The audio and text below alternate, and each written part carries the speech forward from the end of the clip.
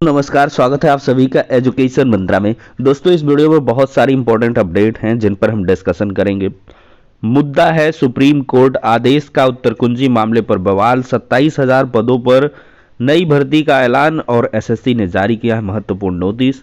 RRB की तरफ से अगर देखा जाए जो सुझाव और शिकायतें मांगी गई तो इसमें रिकॉर्ड टूटे हैं और नई एलटी ग्रेड शिक्षक भर्ती।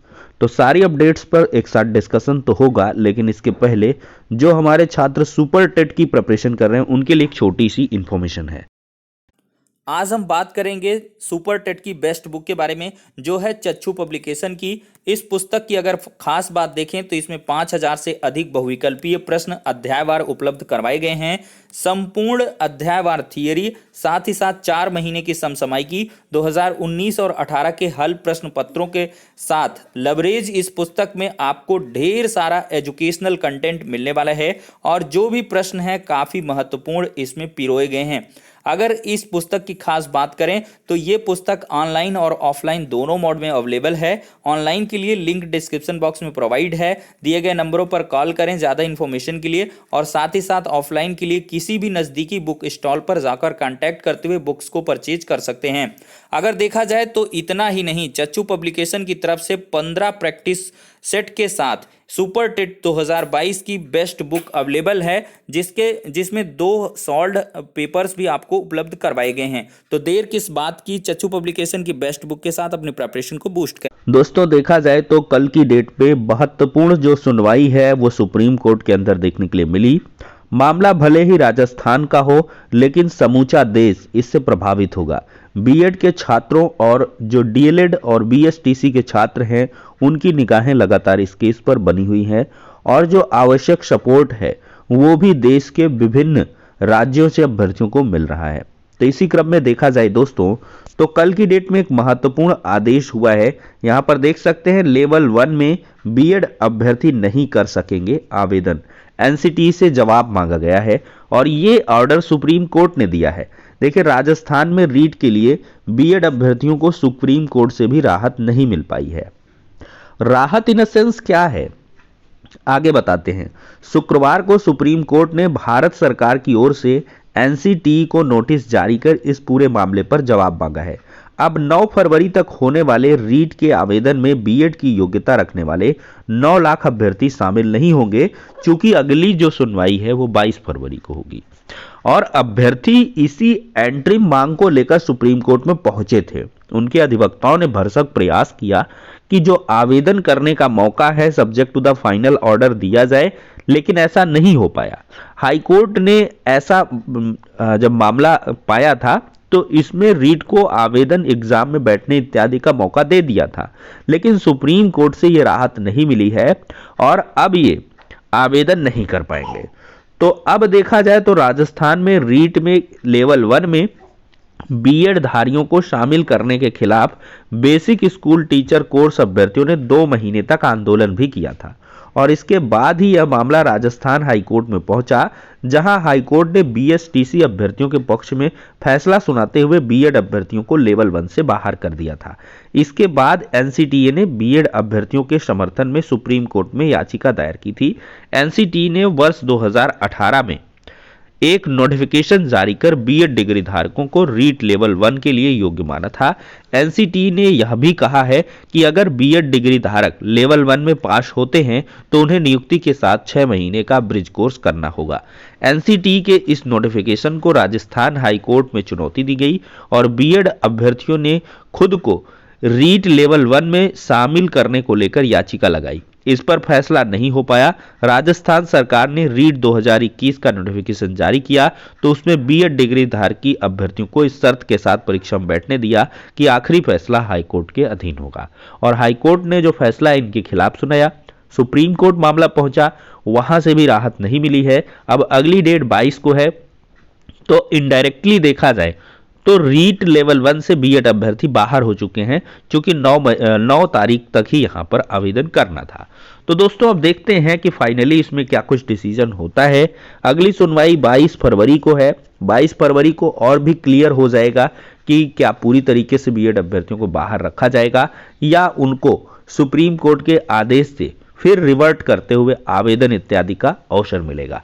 तो फिलहाल प्रथम दृष्टया देखा जाए तो रीट से लेवल 1 से जो बीएड अभ्यर्थी हैं वो बाहर हो चुके हैं और इनको कोई राहत नहीं मिली है।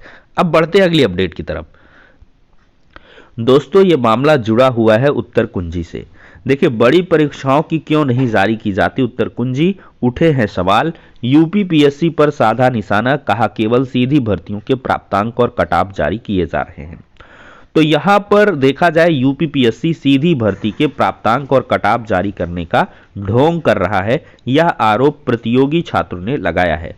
उनका कहना है कि आयोग अगर पारदर्शिता के साथ भर्ती परीक्षाएं कराना चाहता है तो सबसे पहले पीसीएस समीक्षा अधिकारी, आरओ, एआरओ जैसी प्रमुख परीक्षाओं के प्राप्तांक और कट-ऑफ के साथ उत्तर कुंजी भी जारी किया करे। प्रतियोगी छात्र संघर्ष समिति के अध्यक्ष अवनीश पांडे का कहना है कि आयोग 2015 से पहले तक अंतिम उत्तर कुंजी जारी नहीं करता था, जबकि उसके पहले ही आयोग की बैठक में उत्तर कुंजी जारी करने का प्रस्ताव पारित हो चुका था। अभ्यर्थी जब कोर्ट में गए तो आयोग ने वर्ष 2015 से उत्तर कुंजी जारी करनी शुरू की। इसके बाद पीसीएस 15, 16, 17 की उत्तर कुंजी में सवालों के विवाद को लेकर अभ्यर्थी कोर्ट गए। परीक्षा के आयोजन ने वर्ष 2019 या उसके बाद हुई परीक्षाओं की अंतिम उत्तर कुंजी जारी नहीं की है।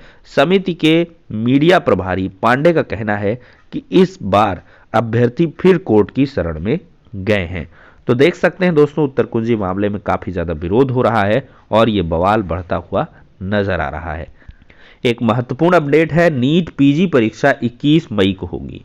नीट पीजी परीक्षा 2022 का आयोजन अब 21 मई को होगा। National board of examination in medical sciences ने शुक्रवार को इसकी जानकारी दी। दरअसल परीक्षा को पहले 12 मार्च को होना था, लेकिन अब इसकी तारीखों को बढ़ा दिया गया है।